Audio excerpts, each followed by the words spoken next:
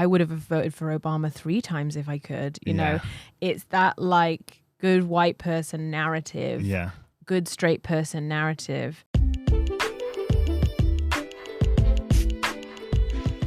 Welcome back to In Polite Company. This week we're talking all about allyship. In part 1, we'll discuss some interesting statistics around allyship, and we'll also talk about the importance of deferring to the community you're trying to support in your allyship and how to make space without taking up space.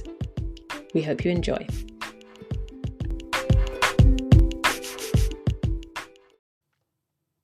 Hello, Ella. Hi, Kieran. How are you? I'm good. How are you? Yeah, I'm not bad. Fresh off the train from seeing Beyonce. Literally, almost literally. You were travelling for hours back, I think. Yeah, I mean, only Beyonce is worth that 8-hour hell journey that I had to experience yesterday from Edinburgh, but It was worth it. She's the queen. Oh. I'll let her off. We are really excited about this next episode. I'm just going to jump straight into it. So we're going to be talking about allyship, and in particular, performative allyship. And one of the reasons why we felt like this would be a really interesting topic to cover is because kind of since I think 2020, and since the Me Too movement, BLM, there's been lots of kind of calls for people to stand in solidarity. And what we're seeing off the back of that is like a bunch of things that I don't think we've really had to deal with before. And I think on reflection, there's lots of conversations around what like genuine allyship looks like and how sometimes allyship can be used for like self-gain, not really what the expectation of it is, which is to support others that may not have as much privilege. Or it's not even about privilege a lot of the time. It's just about aligning with something that is right. And there's been some like really interesting studies about the perception of allyship as well. So obviously it's like a trending thing in companies, and people teams like genuinely are doing a lot of great work around it, but it's really hard to not let that turn into it just being a trend and being like, this is what I need to do to, or say, or feel like I'm doing to advance my own career. So there's a really interesting study that was done in 2020, and I just want to have a little conversation about it and get your thoughts on it, Ella. So leanin.org and SurveyMonkey did a poll about allyship to people of colour in the workplace, and they surveyed about 7,500 people.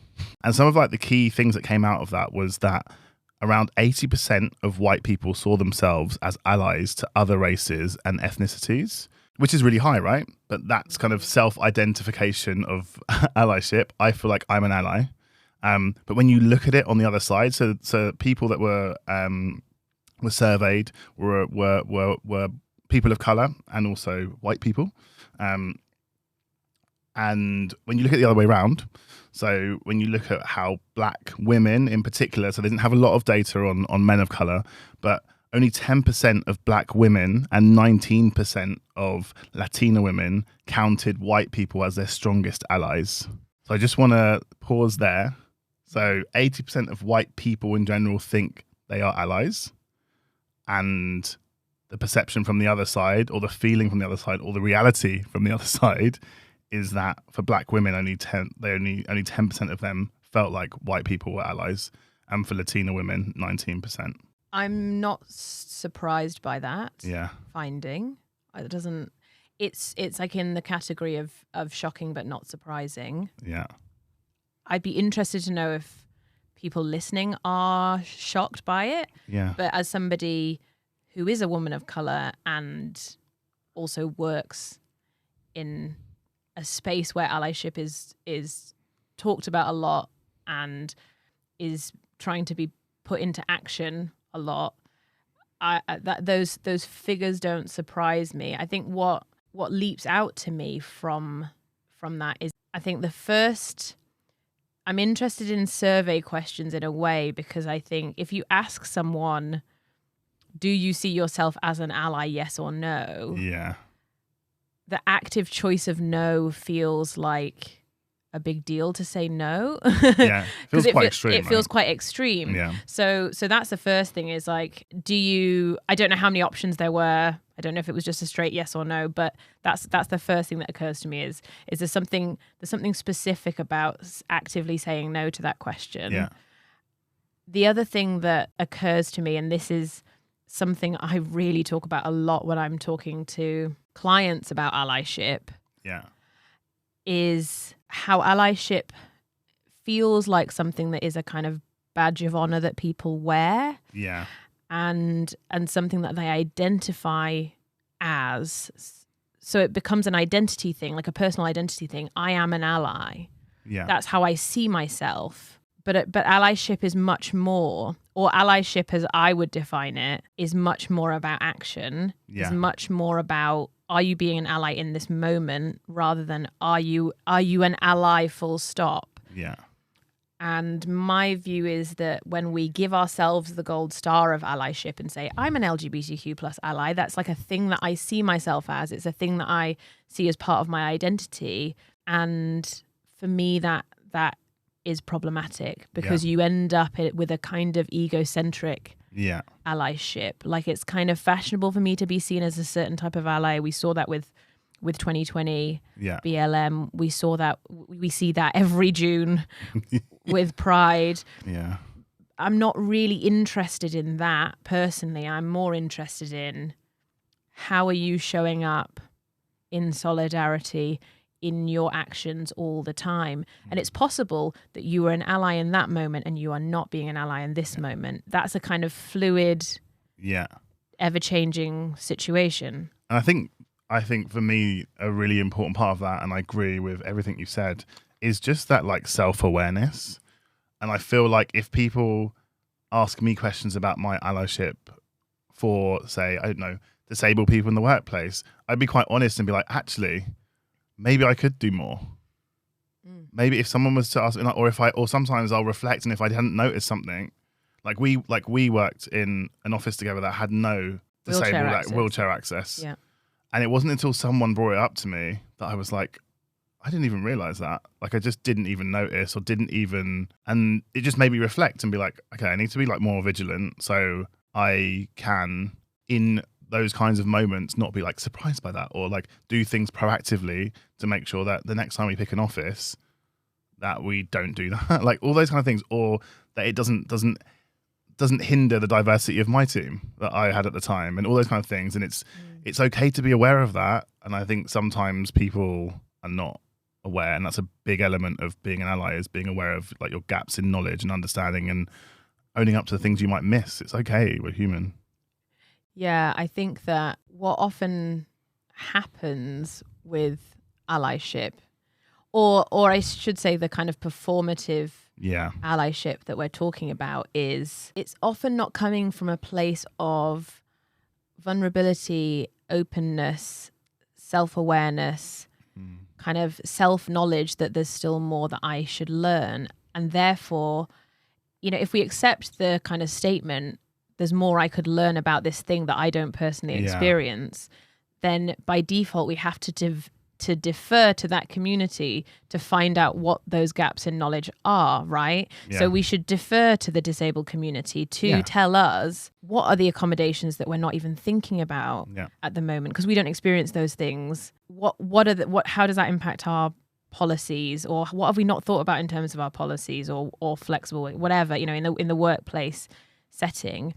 But I've had loads of conversations in my career, and I'm sure you have as well, where a kind of self-confessed ally doesn't think they have anything to learn, right? So they're like, Ella, I'm an ally, and therefore, here, let me tell you all the ways in which I'm a good person. And it's like, you're not hearing me. Yeah. It's not about you.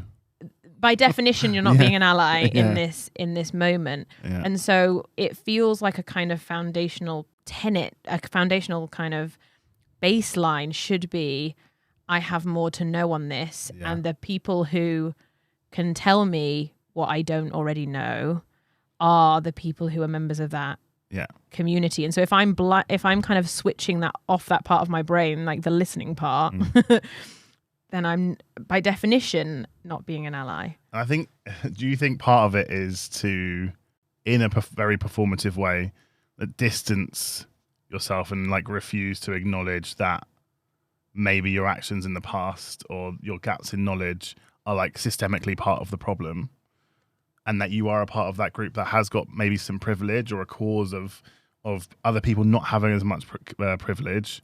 It then becomes like very performative because they're like, I'm with you, I'm not like them, I'm different. It's like, well, I'm one of the good white people. Yeah. And so let me prove to you that I'm one of the good white people. Yeah. You know, which whenever I say a statement like that always makes me think of Get Out when the dad is like, I would have voted for Obama 3 times if I could. You know, it's that like good white person narrative. Yeah.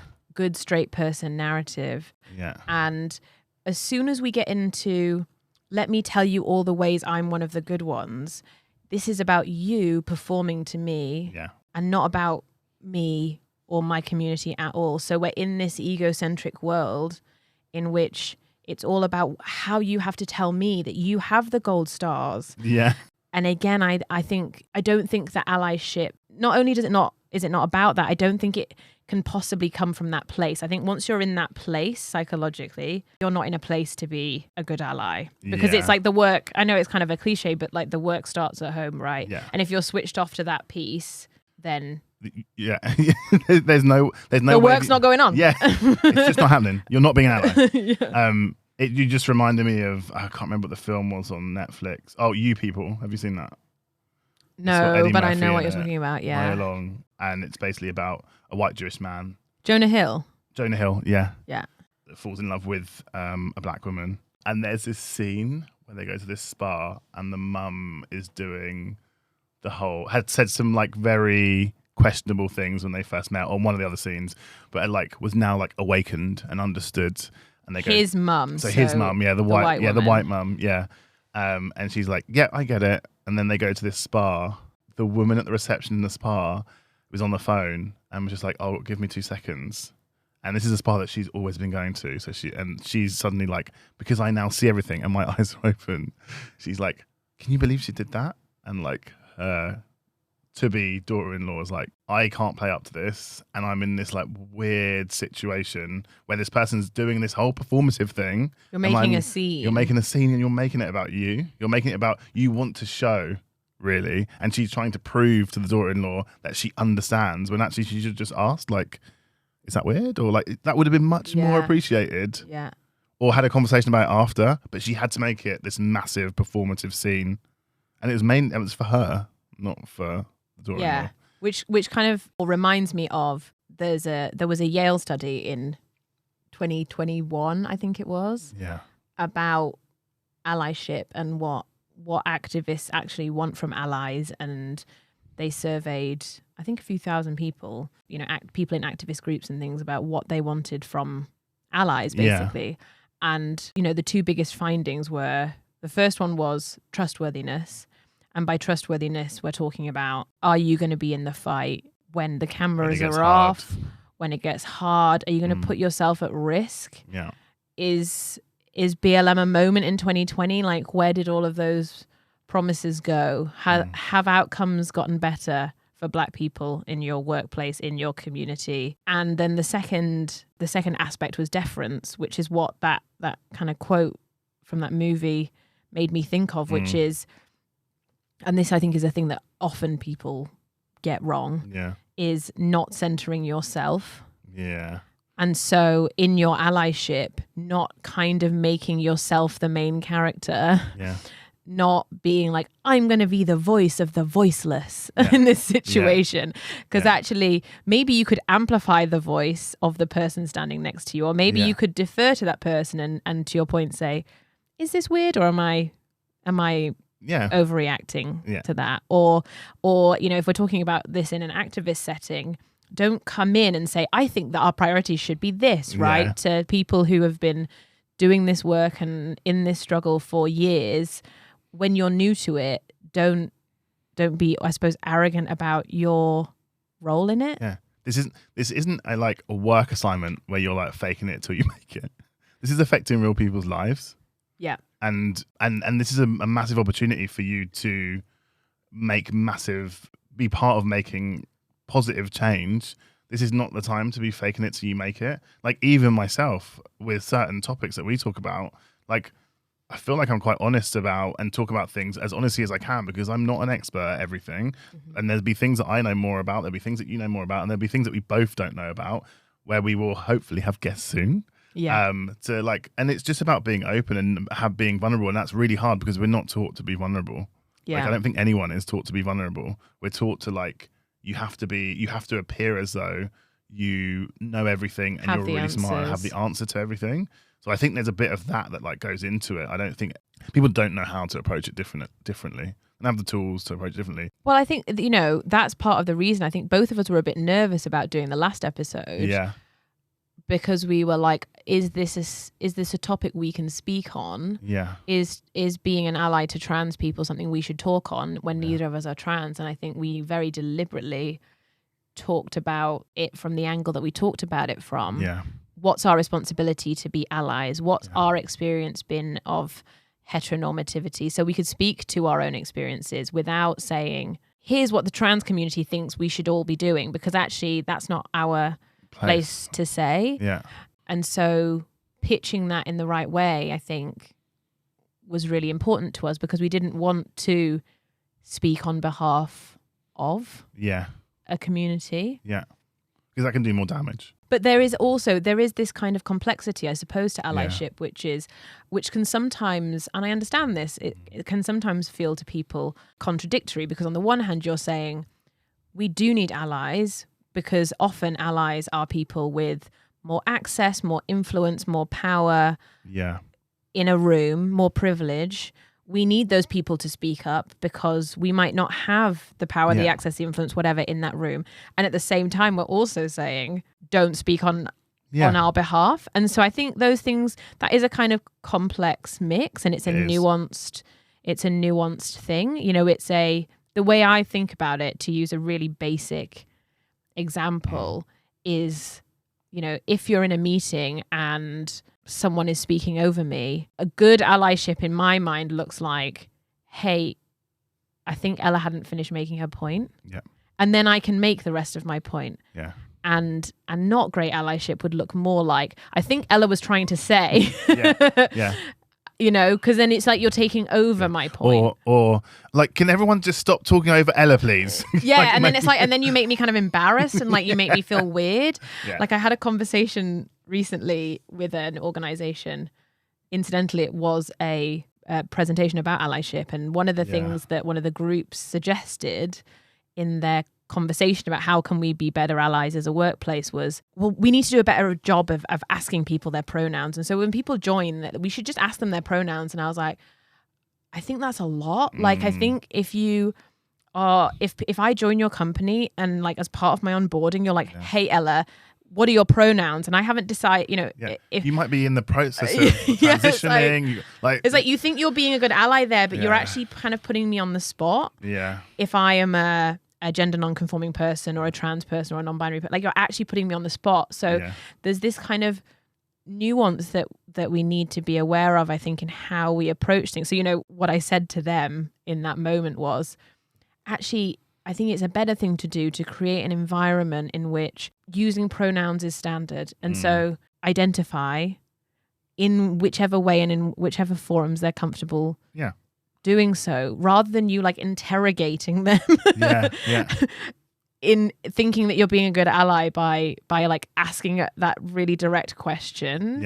Or like there's a really good podcast which we can kind of link in the podcast notes, but there's a really good, really short NPR podcast episode about being a trans ally in the workplace. Cool. And I often send it to clients who are particularly unsure about that topic.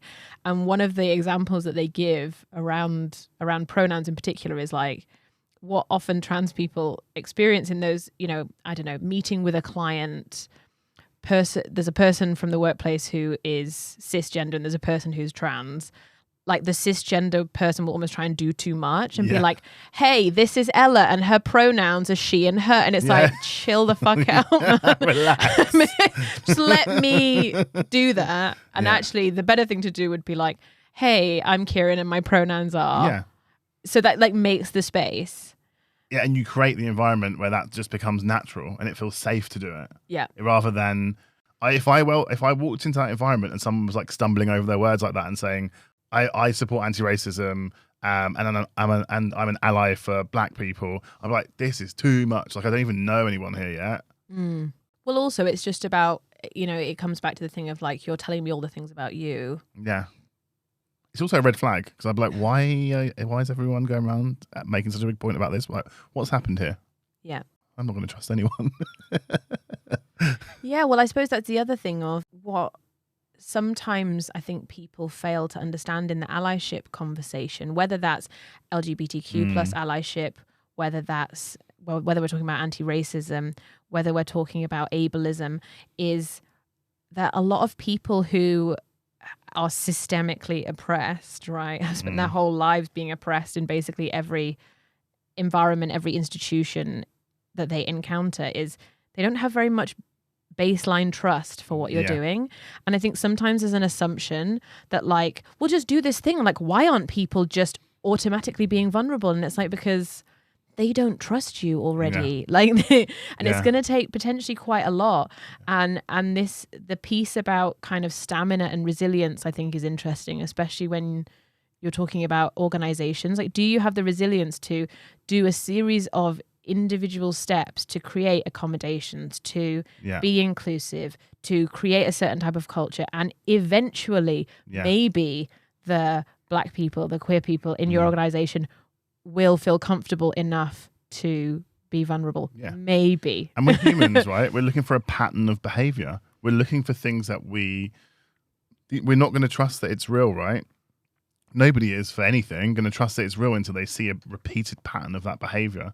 There's repeated examples that you're seeing it day in, day out. And more importantly, you're seeing it play out in the most important times. And that's sometimes the things, for me, that's really broken that trust with organizations. It's when it really, really matters, when it's not just, you know, doing a presentation about it or, which is all good. These are all good things, right? Like educating the business.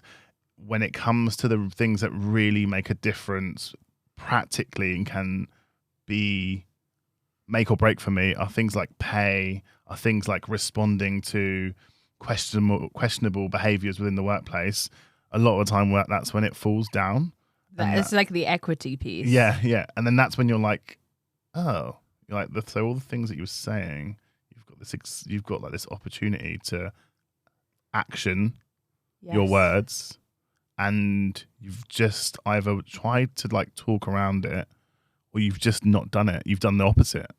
And I think that's where any equity, any trust, that's been gained is lost, I think, 5 times quicker. It's lost in an instant. Yeah. And what's really interesting is in this survey, only 45% of black women felt like they had strong allies in general. People that look like them, people that don't look like them, people that are part of other underrepresented groups. That's sad. And Latina women, only 55% in general. So, which is like really sad. But when you compare that to, let's like use white women as an example from this particular piece of research, 45% of white women counted white people in general as strong allies. And what does that mean? So when you compare that to 10% that we have for black women, we're talking about white people in general who tend to have like closer proximity to power. If you're part of an underrepresented group that counts 45% of white people as allies, that's a lot. That's a bigger chunk, right, of people that have a much closer proximity to power and being able to influence how you're supported, right? So 45% of white women count white people as their strongest allies. And 45% of black women say they have allies at all. That's just in general, yeah. Interesting. But I suppose as a white woman, I'm kind of interested in the 55% of white women who don't think white people are their strongest allies. Like, who are their strongest allies? Because if we think of allyship as a basic definition as a group that has more power acting in solidarity with a group who are fighting for equality, who are oppressed, then you'd expect like 100% of white women to have white people as their strongest allies, because their strongest allies are presumably white men. They have the most power in relation to white women and can in theory do the most allyship, right? And then the other 50% said there were an equal mix of white people and people of colour. So people of colour are being better allies to white women than other white people, even though they have less. Even though it's not reciprocated, and they have less power in most cases than white women. I mean, in the kind of hierarchy of power, I would argue that white women have typically, I mean, these things all intersect, and intersectionality is a part of this, and that's a big caveat to mention. Like, class is important. LGBTQ plus status is important. So there's loads of intersections. But broadly speaking, I would argue that in society, white women have more power and privilege than black men, for instance. Yeah.